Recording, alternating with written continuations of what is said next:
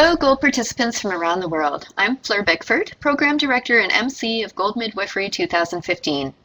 I'm here chatting today with Alys Brown about her upcoming presentation titled, Is It or Isn't It? What it's like to have a tongue-tied baby from a mother's perspective.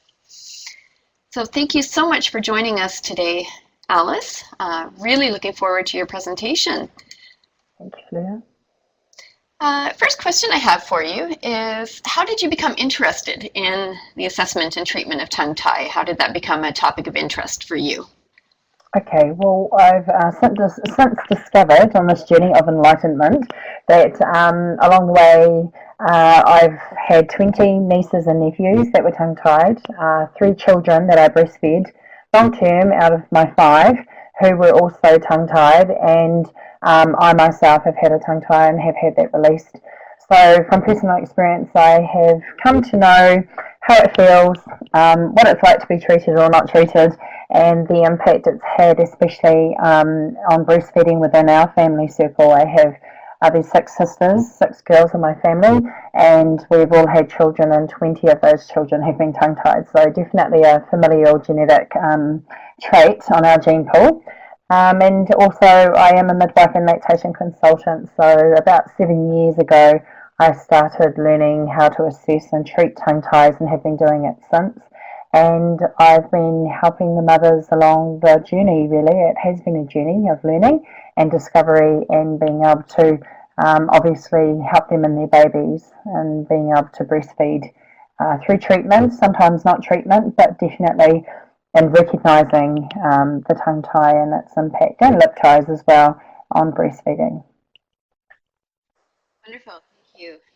Interesting that you've had, so many little ones in your family with tongue tie. I know it's certainly a challenging experience. My son was tongue-tied as well, so I've been there too. What are you hearing from the moms that you work with about their experiences, and what are you finding is really important for us to understand about what these moms are going through?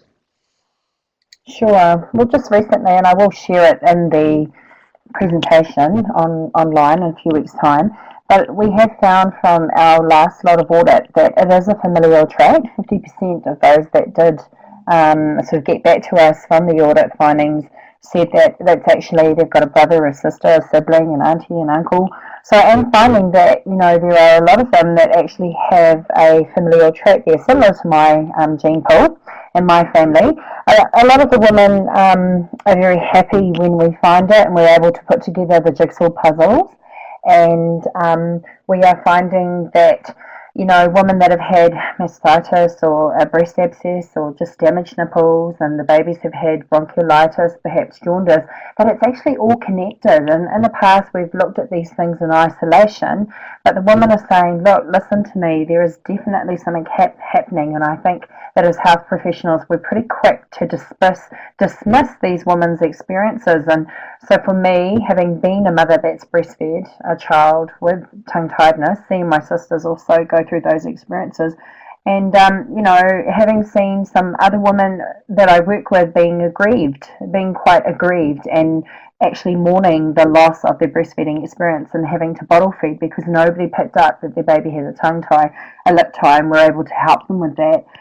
So I really am passionate about giving the woman a voice and being able to help them to access treatment. I find it very difficult as a passionate advocate for women and seeing women denied treatment and access for their babies. So I think that's very important, which is why we set up a training course in New Zealand to enable midwives to train to be able to learn more and help more women that they care for.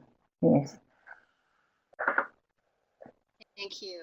I agree with you. It's so important for us to be listening to these moms. From my own experiences, again, my son's tongue tie wasn't picked up on, and it was very frustrating when I did eventually find out what the issue was. So definitely important for us to be learning more and really listening to the moms that we're looking after. So Alys, what is the main thing that you're hoping people take away from your presentation? Okay, I really wanted to be able to share some case studies and obviously my own family experience. My learning as a midwife, as I've come to put together these jigsaw puzzles. So, and these breastfeeding problems in isolation, we thought they were all separate and not related. But what I've come to discover is that, they really are connected. And so sharing those stories between women, also being able to share our recent audit data over the last sort of 4 to 5 years, where I've been working as a lactation consultant midwife in our organisation, and being able to show how women are either satisfied or not satisfied with treatment.